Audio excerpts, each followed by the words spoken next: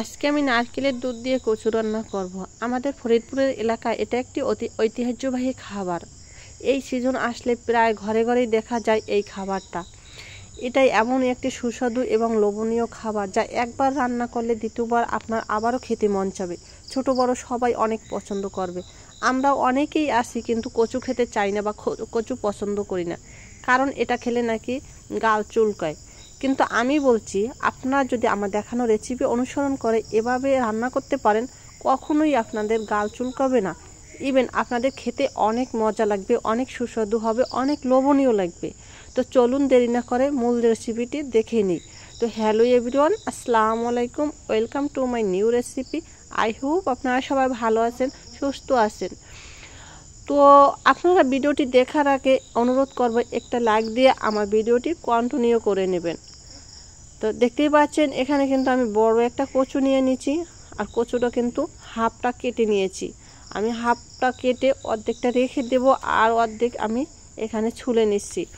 তো এটাকে ভালোভাবে একটু ছুলে নেবেন, একটু বেশি পরিমাণে ফেলে দিবেন, যেহেতু কচু এজন্য আমরা একটু বেশি পরিমাণে ছুলে ফেলে দিব। তো খুব একটু বেশি ধরে আমি ছুলে ফেলে দিছি। আর এরপরে এই তো দেখতেই পাচ্ছেন আমার সমস্তটা কিন্তু কাটা হয়ে গেছে।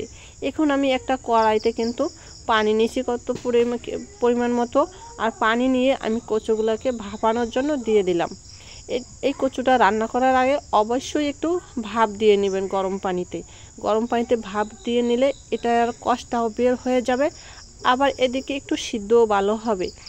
যেহেতু আপনি নারকেলের দুধ দিয়ে রান্না করবেন, তাই একটু ভাপ দিয়ে নিলেই বেশি ভালো হবে। আমার কিন্তু ভাপ দেওয়া হয়ে গেছে, একটা বলক চলে আসলেই আপনি এটাকে ঢেলে নিতে পারেন। তো আমিও ঢেলে নিলাম, একটা স্ট্যান্ডারের মাধ্যমে পানিগুলো ঝরিয়ে নিলাম।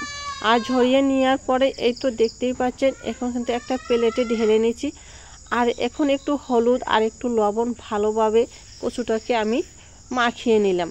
তো কচুটাকে লবণ আর হলুদ দিয়ে মাখিয়ে একটু সময় রেখে দিলাম। আর দেওয়ার পরে এখন কিন্তু আমি একটা কড়াই নিয়ে নিচ্ছি বড়, আর বড় কড়াইতে কিন্তু পরিমাণ মতো তেল দিয়ে দিছি। আর তেল দেওয়ার পরে এখন আমি যে হলুদ আর লবণ মাখিয়ে রেখেছিলাম কচুটা, ওটা কিন্তু এখন আবার আস্তে আস্তে করে আমি তেলের পর ভেজে নেব একটু।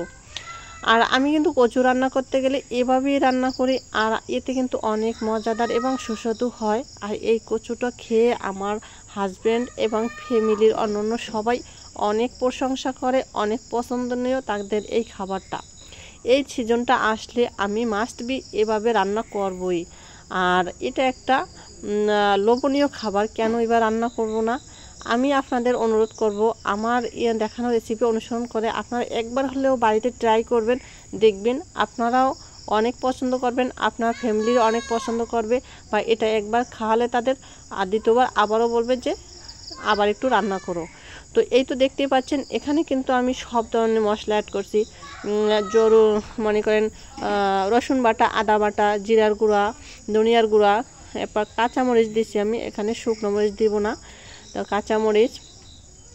এরপরে কিন্তু এখানে আমি নারকেলের দুধটাকে কিন্তু আমি এই যে পিওর একটা নারকেলের দুধ বের করে নিছি, নারকেল কুড়িয়ে তারপরে সেটাকে আমি ভালোভাবে ব্লেন্ডার করে তারপরে একটা ভালো পিওর দুধ বের করে নিছি। আর এই দুধটাকে কিন্তু এখন আমি প্রথমে একটু দিয়ে কষিয়ে নিলাম, এরপরে আবারও পুরো দুধটা দিয়ে দিলাম। আর পুরো দুধটা দেওয়ার পরে একটা বলক চলে আসছে, বলক আসার পরে আমি কচুটা দিয়ে দিছি। আর কচুটা দিয়ে এখন আমি একটু কিছু সময় ঢেকে রেখেছিলাম। আর এখন তো দেখতেই পাচ্ছেন কচুটা কিন্তু অলরেডি আমার রান্না হয়ে গেছে। তো আশা রাখি আমার আজকের রেসিপি আপনাদের কাছে অনেক অনেক ভালো লাগবে। আর যদি ভালো লাগে রেসিপিটি, তাহলে ফ্রেন্ডস ফ্যামিলিদের মাঝে শেয়ার করে তাদেরকেও দেখার সুযোগ করে দেবেন। আর একটা লাইক দিয়ে দেবেন, কমেন্টস করে জানিয়ে দেবেন আমার আজকের রেসিপিটি আপনাদের কাছে কেমন লাগেছে। তো পরবর্তী ভিডিও নোটিফিকেশন পেতে অবশ্যই আমার ইউটিউব চ্যানেলটি সাবস্ক্রাইব করে নেবেন। আর ফেসবুক থেকে দেখলে ফেসবুক পেজটি ফলো দিয়ে রাখবেন। ভিডিওটি ভালো লাগলে শেয়ার করে দেবেন। সবাই ভালো থাকবেন, সুস্থ থাকবেন। দেখা হবে নেক্সট ভিডিওতে। আল্লাহ হাফেজ।